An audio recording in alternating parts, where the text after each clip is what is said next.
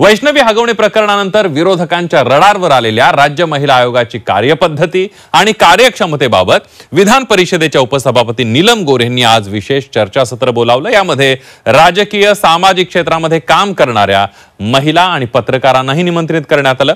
या चर्चासत्रात एकीकडे महिला आयोगासमोर असणाऱ्या अडचणींचा पाढा वाचला गेला, तर दुसरीकडे खुद्द महिला आयोगाच्या अध्यक्षांनीच ट्रोलिंगला सामोरे जावं लागत असल्यानं नाराजी बोलून दाखवलेली आहे। बघूयात सविस्तर।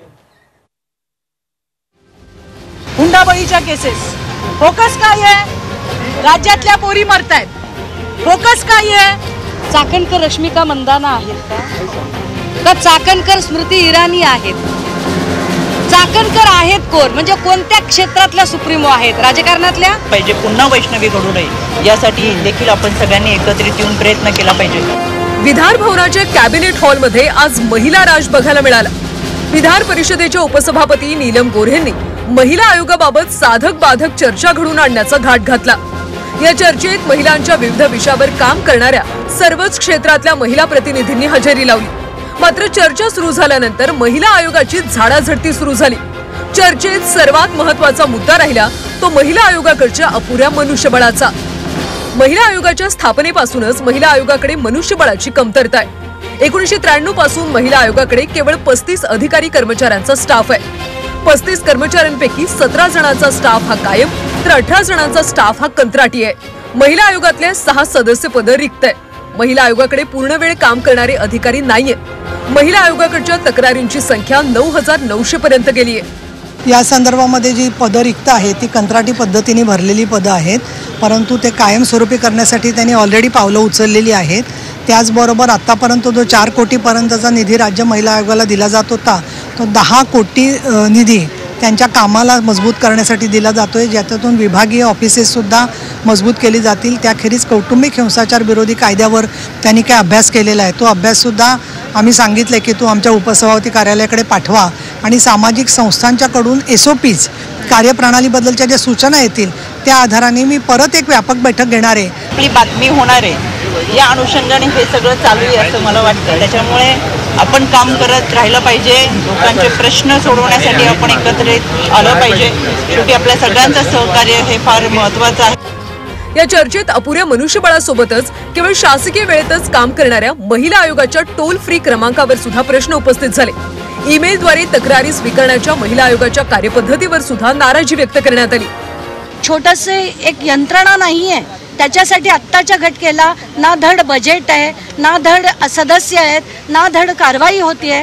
असं असताना एकतर पहिला फंड उपलब्ध करून देण्यासाठी शासनाकडे आमदारांना वाटण्यासाठी विकास निधी अफाट 400, 500 कोटी वाटले जातात, पण आत्ताच्या घटकेला महिला आयोगाकडे फक्त जर 3 कोटीचं बजेट असेल पूर्ण महाराष्ट्रभरात तर ती महिला आयोग कसं काम करू शकणार आहे? महाविकास आघाडीच्या सगळ्या नेत्यांचं एकमत होतं की या ठिकाणी आपण पूर्णवेळ काम करणारी एखादी अध्यक्षा द्या, ज्या पार्टी कार्यालयातनं जनता दरबार भरवतील अशा महिला काही त्याच्यात काम करू शकत नाहीत।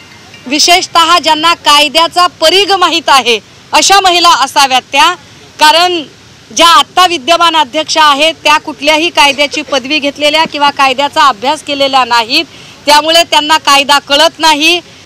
चाकणकर रश्मिका मंदाना आहेत का चाकणकर स्मृती इराणी आहेत?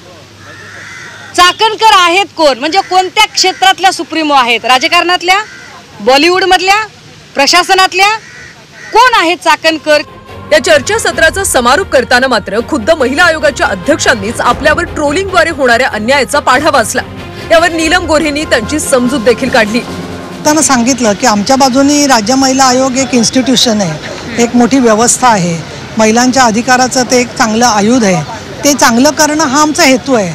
बाकी पद कोणाला काय हा सगळा विषय मुख्यमंत्री आणि उपमुख्यमंत्र्यांच्या हातातला आहे, पण जो रुपाली चाकणकरांची नियुक्ती झालेली आहे त्यांनी त्यांचा कार्यकाळ पूर्ण करावा हीच आमची अपेक्षा आहे। हुंडाबळीच्या केसेस फोकस काय आहे? राज्यातल्या पोरी मरतायत, फोकस काय आहे? की ज्या यंत्रणा आहेत त्या मजबूतीने केल्या पाहिजेत, मजबूतीने त्यांनी काम केलं पाहिजे। आणि विषय कुठं चाललाय हे लक्षात घ्या।